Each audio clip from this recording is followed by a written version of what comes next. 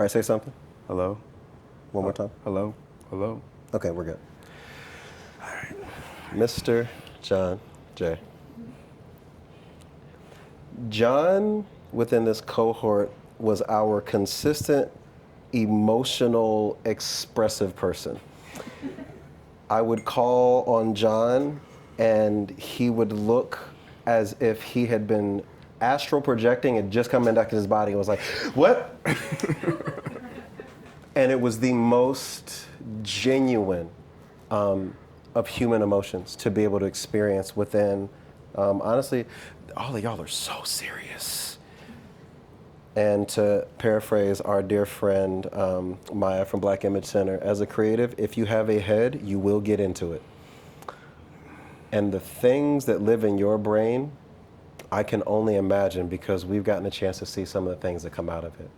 I have been consistently blown away by what feels like you being in your head, but really you just being fully present and absorbing everything. And then you find a way to synthesize that into something. Every week in showing the deck for that week's assignment, this man is quoting me. And I'm like, I don't remember I said that. And also, y'all really should not be repeating me. This is so weird. But it's such a beautiful thing to be seen. And we'll get to that on this last slide here. But John was referred by our friend Chanel, who's here, former cohort member, stellar cohort member. And John and I had a brief conversation. I had looked at his work, but it was meeting and talking to you that made me say, if that's what you've actually let out, that's not even the tip of the iceberg. It's like an ice cube off of an iceberg. We need to crack that open, and I think we did. I would really love it if you would read this in your voice, project a bit, because we have people in the back, but I read this in your voice, and it made me emotional, and so I would love for you to read this for everyone here, please. Sure. Hi, I'm John J. I'm a visual storyteller. I use photography, film, sound, and space to build stories that just feel personal and familiar, just like a memory coming back to you. Like, I'm not trying to explain everything. I just essentially just want to make you feel something and maybe wonder a little bit. That's about it.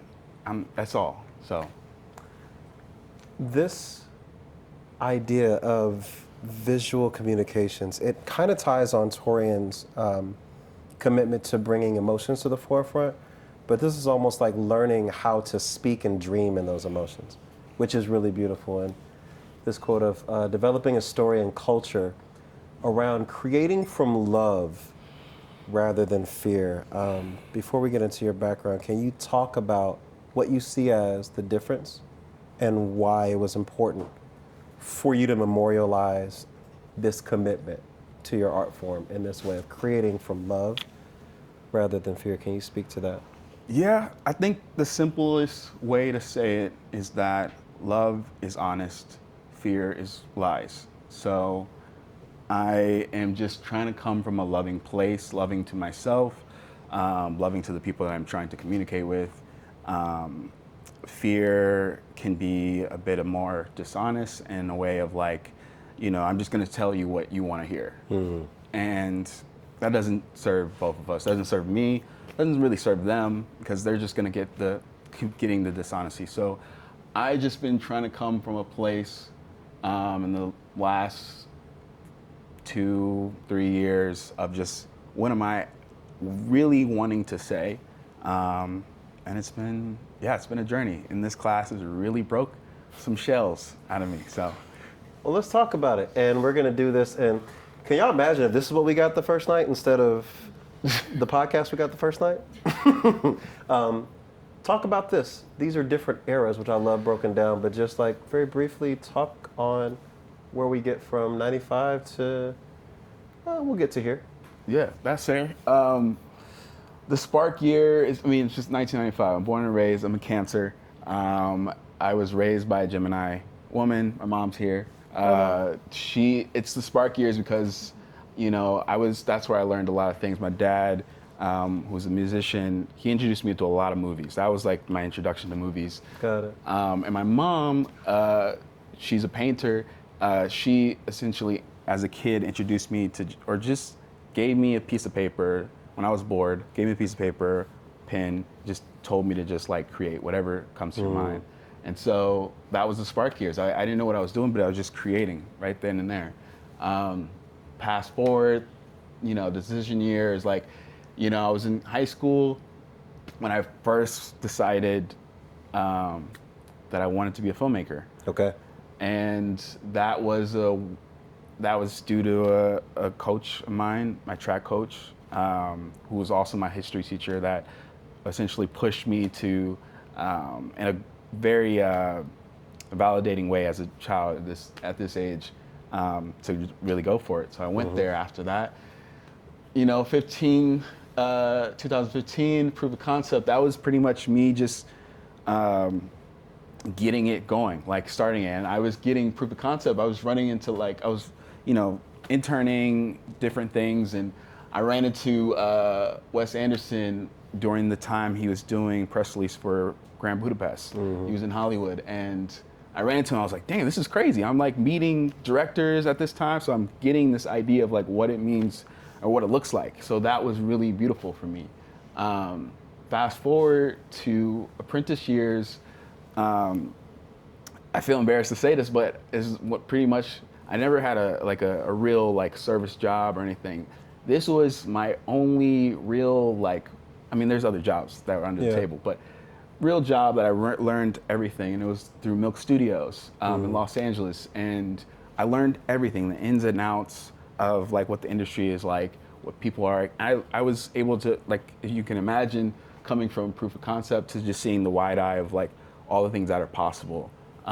It was right in front of me. I was getting paid to learn, and that was the best parts. I soaked in everything, and then past towards the end when I got enough courage to create, I left Milk to pursue it and see what that, use the tools that I learned.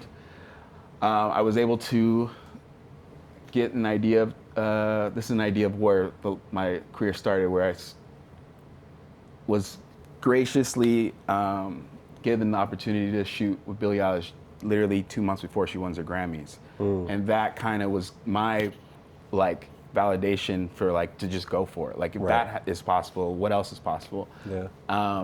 But from that, I was learning all my things from my apprenticeship, and the thing that I was learning was how to make money as an artist, as a commercial artist. Yeah. Let's be clear about that. And so through 2019 to 2022, I recall just having the hustle, but not have the clarity of my voice.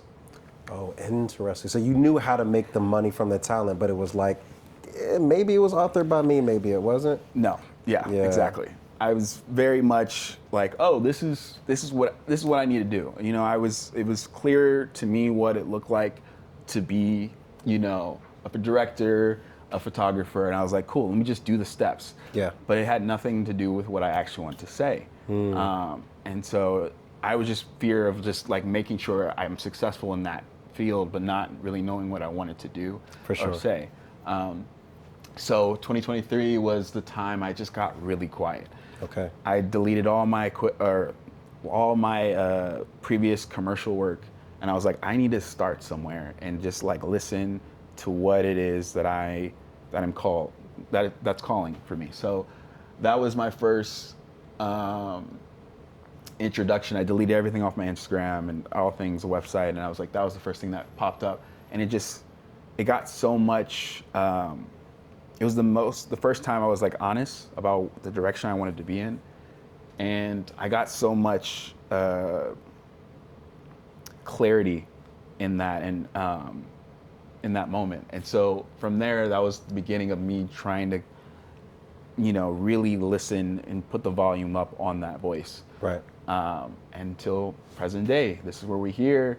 I was given the opportunity, meeting up with a good friend, Chanel, as you mentioned, in my transition of figuring things out, and she had introduced me to you, or she had mentioned you and said, like, there's a person that's really trying to do this already. Like, he can probably help you. And I was like, okay, let's try it. And here I am, and I feel like more clear about where my future is for this next era, all to do with the present and where I'm at right now. And it's basically because I've been present.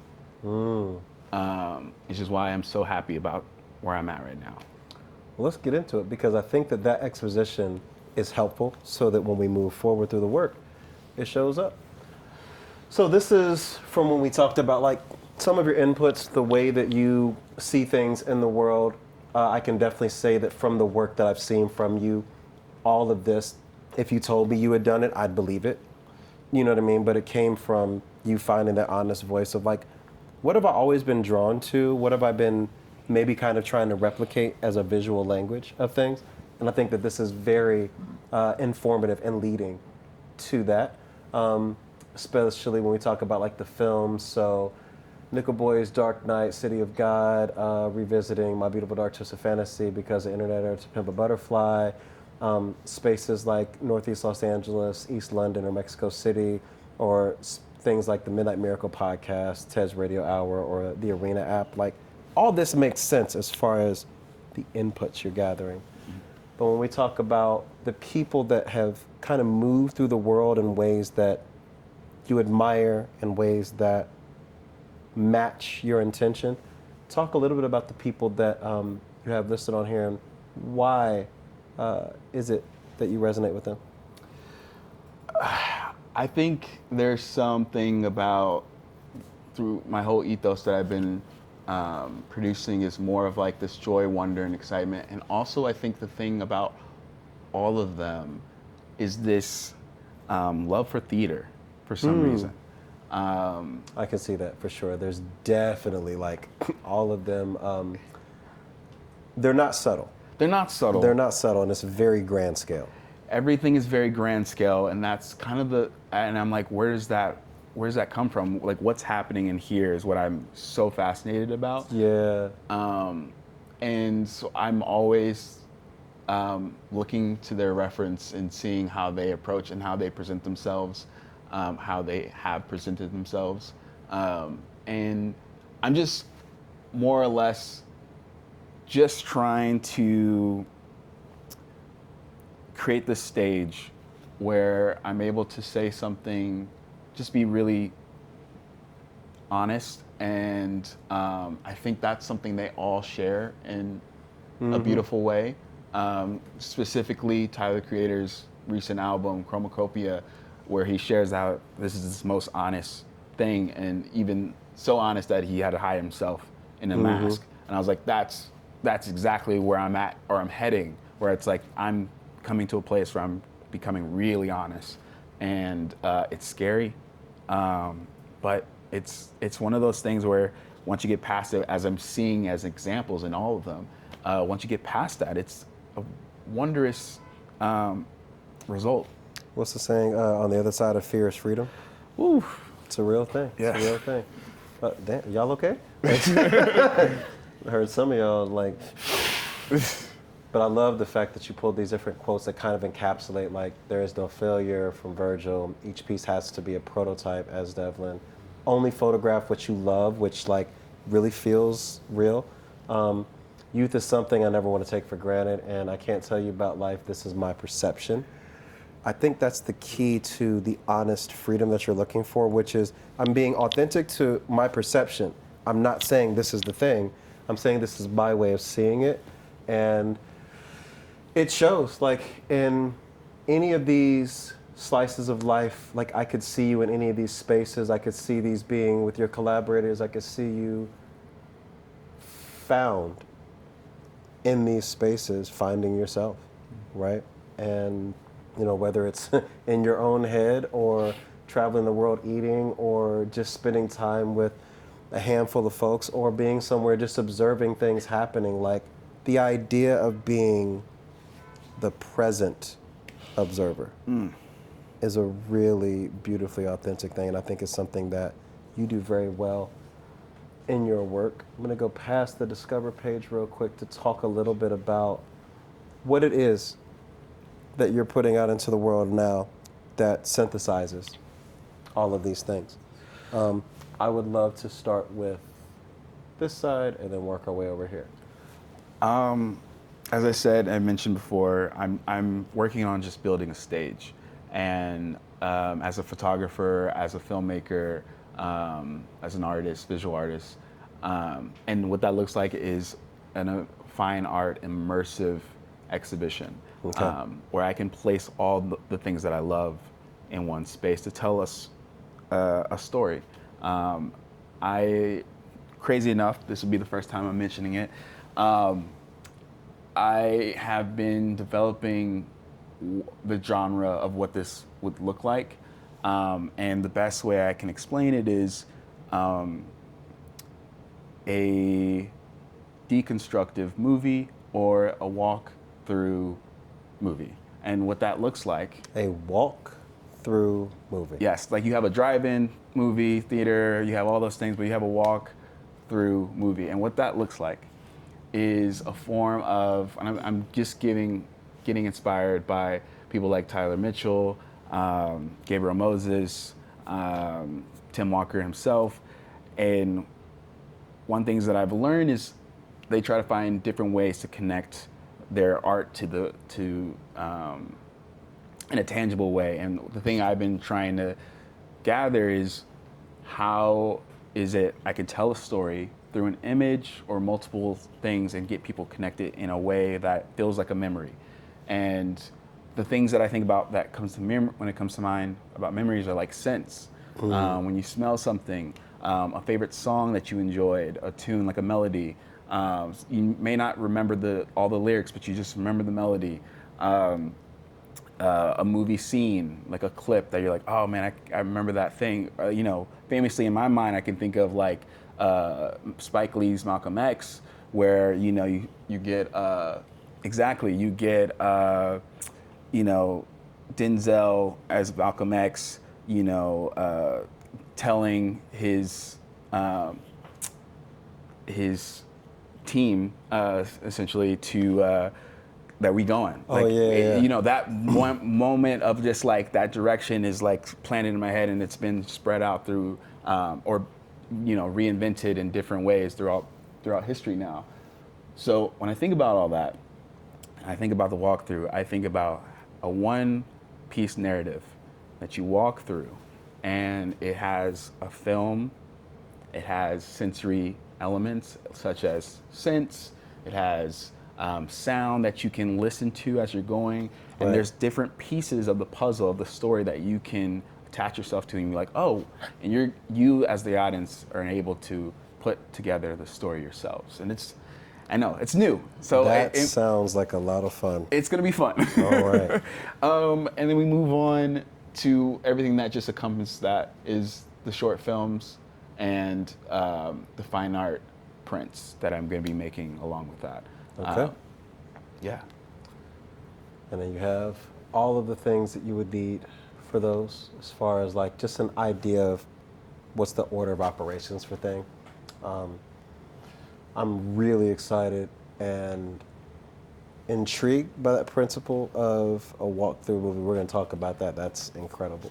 I think this is really helpful also, just from a standpoint of understanding how everyone would work on each thing, whether it's working within studio, working out on getting the word out on the projects or getting the projects done, and then just having someone to help manage the projects to start. Like sometimes as artists will think, oh, we got to have like a full, we got to make a company out of this. We have to make a brand. It's like, or it could just be you and like a few other people that are really good at the organization and execution of things. So you can just be the creative person and having that structure.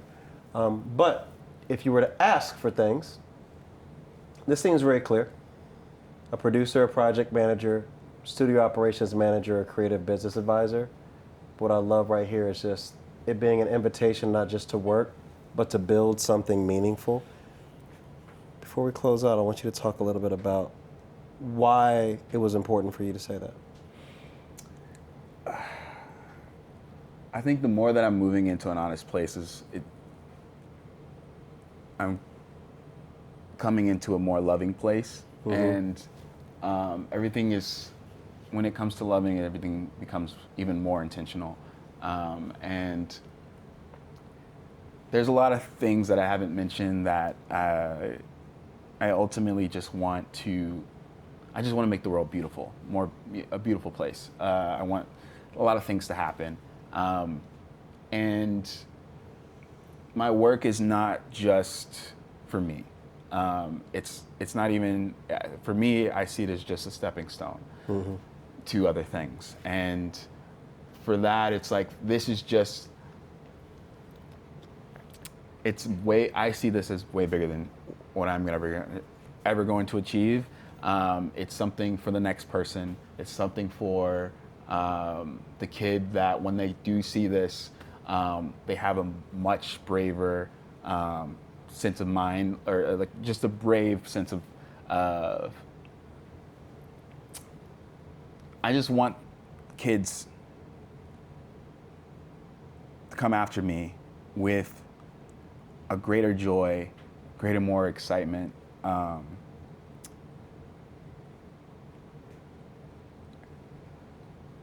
See, you ain't gonna get me to cry now. I ain't gonna do that. It's right there. But It's right there. I will say this. I just say this. I truly believe in the people after me, and I just want to show them like what is possible for what I have now, what is happening right now. And you know, with AI and all these things happening, who knows what they'll have access to, but I just want to give them a blueprint and just show them, you know, how we can. That's it. That's all I'm going to say. I'm going to leave it right there. That is. So let's help him do that. That's a beautiful ambition. Yeah. This is how. Yeah. Thank you, John. Thank you.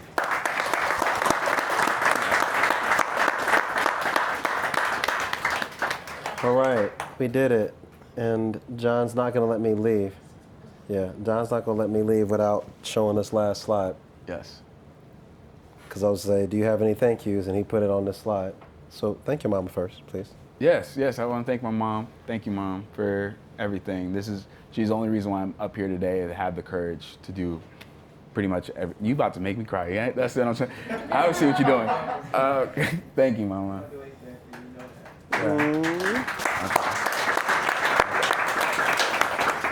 And all right, I can't put y'all on blast if I don't do this myself, so. Yes, I definitely want to say this. Yeah, loudly. Jason, thank you sincerely for creating something as thoughtful and expansive as this cohort. In such a short time, your guidance has had a big impact on my growth this year. One thing you said, you don't need more labels, you need a bigger container. Completely shifted how I see my practice. I now feel more grounded in my voice and clear about my direction. This experience has meant a lot, so thank you for building this. I just want to let you know it matters. As you can see, it's present in that. Thank you so much. Thank you. We're going to turn this off.